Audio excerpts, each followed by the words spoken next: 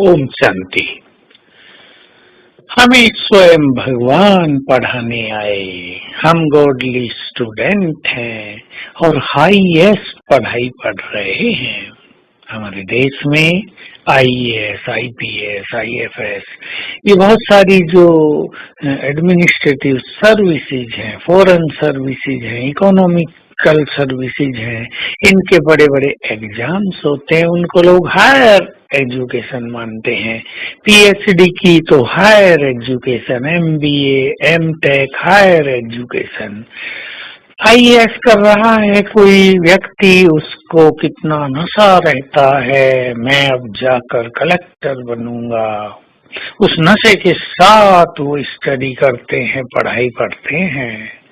हम भी भगवान से पढ़ रहे हैं हाईएस्ट पढ़ाई।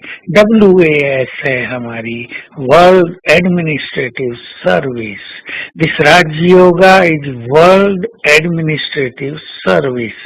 इस राजयोग से हम विश्व पर राज करने की कला सीखते हैं। ऐसी कोई एजुकेशन नहीं होती जिसमें राज करने की कला सिखाई जाती हो। तो हमें नशा रहना चाहिए कि बस पढ़ाई पूरी हुई और हम जाकर बने प्रिंस, प्रिंसेस, विश्व महाराजन, राजन।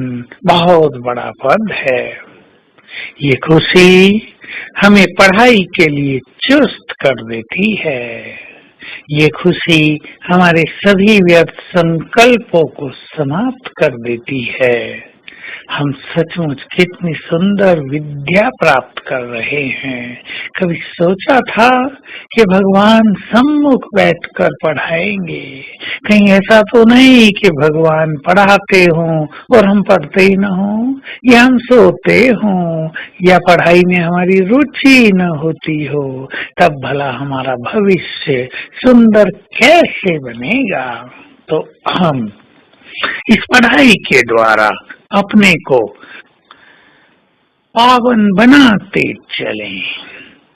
हमें बाबा पूज्य बना रहे हैं। जो पवित्र हैं वही पूज्य हैं।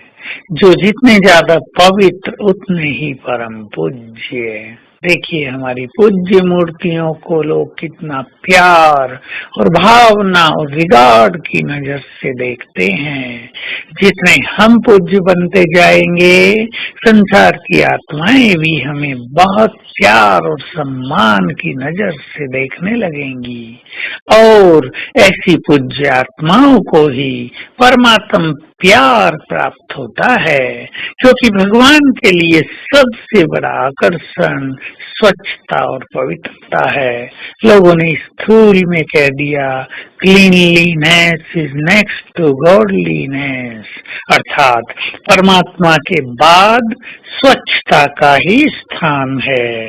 जहाँ स्वच्छता है वहाँ भगवान है।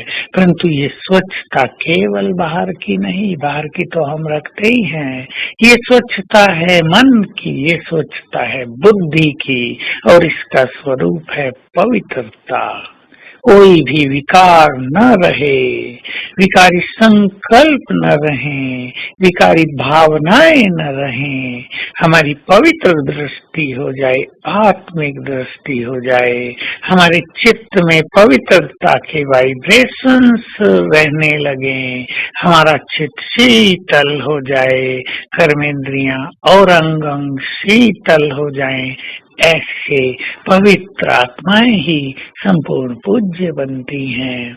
और देखिए उनके द्वारा भक्ति में भी सबकी कितनी पालना होती रहती है। उनकी जड़ मूर्तियों के द्वारा मनोकामनाएं पूर्ण होती रहती हैं। लोगों को शांति और सफलता मिलती रहती है। कई बिगड़े काम संवरते रहते हैं, कईयों के विघ्न नष्ट होते रहते हैं। ये सब पवित्रता का प्रभाव है।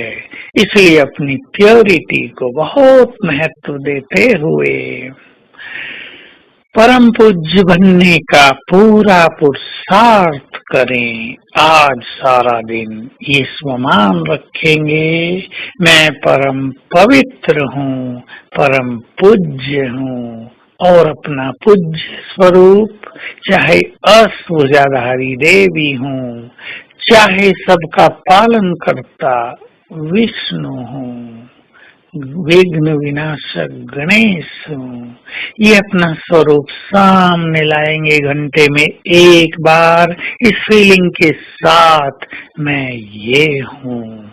ओम शांति।